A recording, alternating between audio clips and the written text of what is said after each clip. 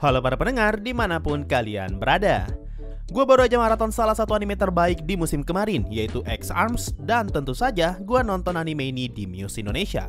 Kalau kalian pengen nonton bisa langsung ke channel mereka. Jika gue harus ngasih skor, gue bakal beri nilai 10 rasa sabar untuk anime ini. Seperti yang sering netizen katakan, semua anime itu sama aja. Tidak ada yang jelek dan tidak ada yang bagus, karena tergantung kita sebagai penonton. Nah, dengan dasar berpikir seperti ini, tentu sangat masuk akal kalau gua bilang Full Metal Alchemist Brotherhood dan Attack on Titan Season 4, bahkan Kimi no Na wa sama bagusnya dengan adaptasi anime X-Arms.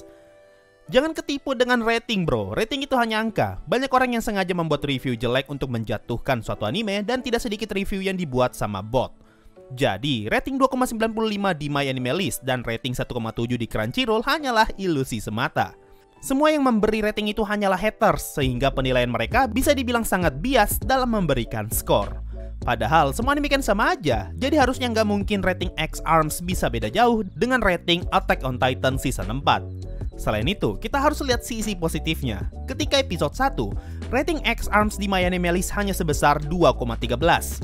Nah, hebatnya, setelah anime ini tamat, ratingnya naik drastis ke angka 2,95. Fokus ke 95 aja lah. Ini peningkatan yang drastis loh, dari 13 ke 95. Ini adalah bukti nyata kalau kualitas X-Arms terus bertambah di setiap episodenya. Anime ini juga menerima hype yang sangat besar bahkan sebelum rilis. Buktinya, kalau kalian lihat trailer X-Arms di channel YouTube Crunchyroll, ada sekitar 50.000 orang yang memberikan like terbalik di video itu. Nah, tidak sampai di situ aja. 2 bulan sebelum animenya rilis di publik, muncul sebuah artikel di Anime News Network yang memprediksi dan menjelaskan kalau anime X-Arms bakalan jelek. Bukti paling kuat yang mereka gunakan adalah trailer animenya dan background seluruh staff yang bakal menggarap anime ini. Berdasarkan pengamatan mereka, semua orang yang mengurus anime ini, mulai dari director, writer, music, dan animation studio, sama sekali tidak ada yang pernah membuat anime sebelumnya. Dengan kata lain, mereka semua masih orang awam di industri anime.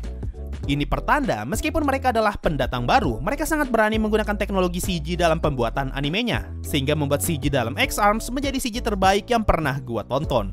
Bahkan gua yakin, setelah kalian nonton X-Arms, CGI di Fate series Kimetsu no Yaiba, bahkan Attack on Titan Season 4 terasa seperti kacang. Mereka menggunakan teknologi motion capture dalam pembuatan anime ini, sehingga membuat pergerakan karakternya terlihat sangat nyata. Bahkan ketika di interview, direktornya mengatakan kalau sepertinya mereka mampu menampilkan sesuatu yang terlihat sangat realistik. Salah satu bukti kalau anime ini sangat realistis bisa kalian tonton di episode 7. Di episode ini terdapat seorang pengguna X-Arms yang memiliki kemampuan menghilangkan suara. Jadi sepanjang pertarungan, literally tidak ada suara sama sekali. Tidak ada musik, tidak ada sound effect, beneran hampa tanpa suara seakan-akan volumenya dibuat 0%. Hal realistis lainnya adalah facial gesture setiap karakternya. Karena mayoritas karakter di anime ini adalah android alias robot, makanya mereka selalu melotot tanpa perlu berkedip. Bukan cuma itu, ekspresi wajah ketika marah, sedih, kaget, senang, dan bingung, semuanya terlihat sama saja dan wajah mereka tetap datar. Karena sekali lagi, mereka adalah robot. Bahkan, semua karakter manusia juga ikut bermuka datar karena menghargai para android yang tidak bisa berekspresi. Ini adalah kondisi yang sangat indah. Manusia di tahun 2030 sudah hidup tanpa diskriminasi dan bisa saling memahami, sehingga mereka tidak lagi memikirkan hubungan antar manusia, melainkan memikirkan cara agar para robot dapat diterima dalam masyarakat. Dan sadar tidak sadar, keputusan untuk mengurangi facial gesture di setiap karakternya justru membuat 2 episode terakhir semakin bagus, karena dengan wajah tanpa ekspresi membuat karakter villainnya terlihat sangat menakutkan. Coba lihat wujudnya Beta, ini adalah salah satu wujud villain paling mengerikan yang pernah ada di anime. Bahkan saking disturbingnya, kalau kalian ketik di Google X-Arms Beta, kalian gak bakal bisa menemukan satu pun gambarnya. Lu bayangin, bahkan Google tidak mau menampilkan gambarnya Beta.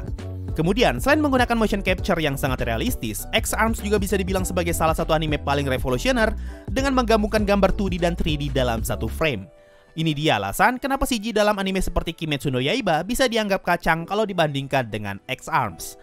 Dalam Kimetsu no Yaiba, penggunaan 3D-nya sangat minor dan hampir tidak terasa. Padahal kalau kalian jeli, bakal kelihatan kalau ada beberapa scene yang terlihat cukup mencolok karena menggunakan 3D animasi. Contoh animasi air di pedangnya Tanjiro dan Zenitsu versi 3D di salah satu scene-nya. Jadi bisa dibilang mereka hanya menggunakan animasi 3D di beberapa scene minor agar tidak merusak tampilan animenya secara keseluruhan. Nah, berbanding terbalik dengan X-Arms, Mereka justru lebih berani dalam menggunakan animasi 3D, bahkan mereka tidak segan untuk memasukkan gambar 3D dan 2D dalam satu frame. Ini adalah terobosan yang luar biasa, karena X-Arms dengan sangat percaya diri berhasil memadukan kedua hal itu di saat mayoritas anime menghindari penggunaan 3D animasi terlalu banyak. Lalu, untuk perkara battle scene-nya, karena menggunakan teknologi motion capture, semua battle scene dalam anime ini terlihat sangat mulus, layaknya pergerakan manusia. Gue pernah nonton dokumenter tentang Jackie Chan. Kalau nggak salah, di situ dikatakan perbedaan scene actionnya Jackie Chan dengan rata-rata scene action di film Hollywood ada di eksekusinya. Rata-rata film Hollywood memanfaatkan teknik cut to cut untuk menampilkan scene pertarungan yang intens, sedangkan Jackie Chan lebih memilih scene pertarungan yang praktikal agar terlihat natural. Nah, menurut gua, mayoritas scene pertarungan dalam anime memanfaatkan teknik cut to cut sama seperti Hollywood, dengan tujuan menampilkan scene pertarungan yang terkesan intens dan dramatisir.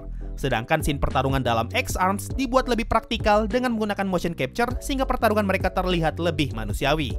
Ini adalah detail yang sangat luar biasa, karena anime ini mencoba menggunakan pendekatan yang lebih praktikal demi bisa menampilkan scene pertarungan yang sangat realistis. Selanjutnya, kalau kalian tahu, awalnya anime ini ditargetkan rilis pada Juli 2020, tapi karena efek pandemi membuat X-Arms diundur ke Januari 2021. Nah, ini dia pelajaran yang bisa kita ambil dari anime ini. Kalau dalam dunia game, penentuan tanggal rilis adalah hal yang sangat krusial. Kebanyakan developer merilis gamenya di saat yang tepat agar mereka tidak rilis bersamaan dengan judul game besar. Contoh, kalau di bulan Januari ternyata GTA 6 bakalan rilis, mayoritas game lain akan menghindari bulan Januari agar tidak bersaing secara penjualan dengan GTA 6. Hal ini dikarenakan harga game yang cukup mahal, sehingga sangat besar kemungkinan kalau uang calon pembeli sudah digunakan untuk membeli GTA 6, dan tidak akan ada uang yang tersisa untuk membeli game mereka. Nah, kalau kita terapkan logika ini ke dalam dunia anime, X-Arms harusnya rilis di Juli 2020, tapi malah dipukul mundur ke Januari 2021.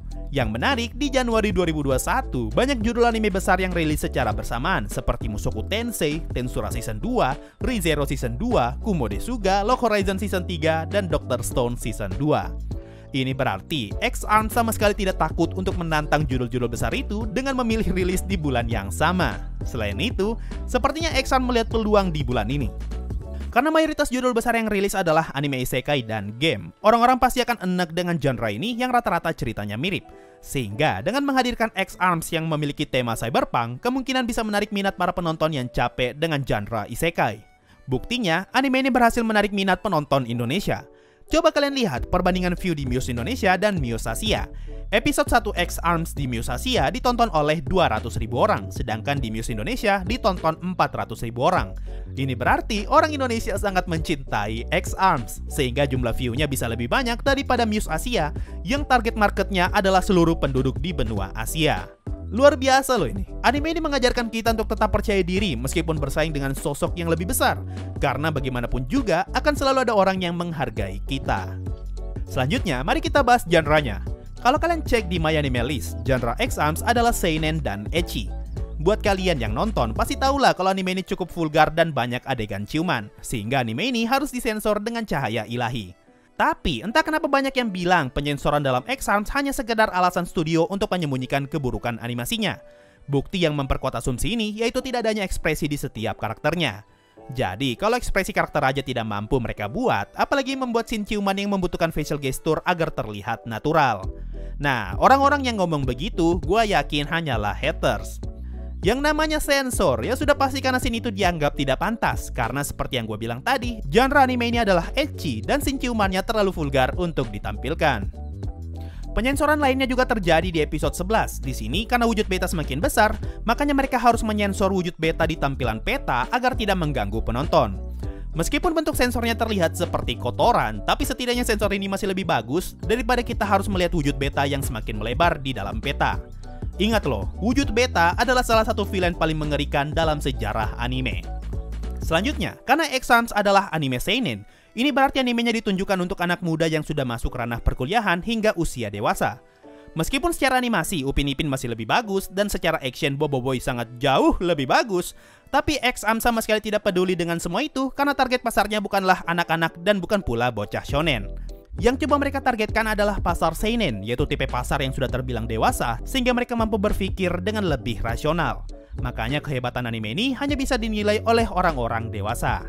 Jadi sangat masuk akal kenapa ada banyak orang yang ngatain X-Arms, karena sebenarnya mereka itu hanya iri karena tidak mampu memahami kehebatan anime ini. Nah, apa coba yang kurang dari anime ini? Kurang bagus? Iya. Kurang serius? Iya. Kurang banget? Iya. Kurang apa lagi coba? So, tunggu apa lagi? Kalau kalian belum nonton anime ini, langsung tonton aja. Mungkin itu saja untuk video kali ini. Kayaknya abis ini gue pengen bersenang-senang untuk menenangkan jiwa dan raga. Makasih semua yang sudah mendengarkan sampai di titik ini. Sampai jumpa di video berikutnya. Dan bye-bye. Yo, waktunya Saweria. Ada dari Eunoya Ginger Paz. Buat tambah-tambah perpanjang akun nonton legal lo bang. Makasih bro. Ada dari Najib Nabire Papua. Bang, request kalau banyak waktu buatkan video cerita lengkap tentang novel Overlord dari volume 1 sampai volume terbaru. Bisa garis besarnya aja kalau capek. Gini bro, gue tuh punya prinsip untuk tidak membuat recap cerita per volume. Jadi sorry, gue nggak bisa dan gue nggak bakal kabulkan tipe request seperti ini.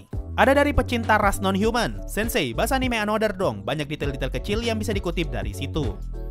Gimana ya, gue tuh nggak tahan bro kalau nonton anime horor yang beginian. Dulu ketika animenya rilis, gue tuh udah coba nonton dan gak kuat. Jadi sorry, kayaknya request beginian gak bisa gue buat. Ada dari Budi. Bahas anime Evangelion kayaknya asik nih Sensei. Gue sempat sih ada niatan buat maraton, tapi nanti aja lah. Mungkin gue bakal coba cari detail kecilnya kalau gue udah nemu mood yang tepat buat maraton. Ada dari Faiz. Min, waifu Mimin di Overlord siapa? Kalau saya Naberal sama Shaltir karena mereka cantik banget menurut gue. Gue tuh dari dulu nggak begitu ngikutin budaya waifu-waifuan bro. Jadi gue nggak bisa relate lah. Tapi kalau yang ditanya karakter wanita favorit, jawaban gue bakal selalu sama. Enri adalah karakter wanita favorit gue kalau di Overlord. Dan terakhir masih dari Faiz. Min, saya mau tahu apa di Guild Ains ada anggota yang ngehode atau enggak? Karena di setiap game pasti ada orang yang hobi ngehode. Setahu gue sih nggak ada ya. Dengan informasi yang mengatakan kalau hanya ada 3 member wanita di Ains All Gone, harusnya sudah mengonfirmasi kalau sama sekali tidak ada karakter hode di guild ini. So, itu tadi dari Saweria. Makasih semua yang sudah donasi dan gabung jadi membership. Thanks a lot, and bye-bye.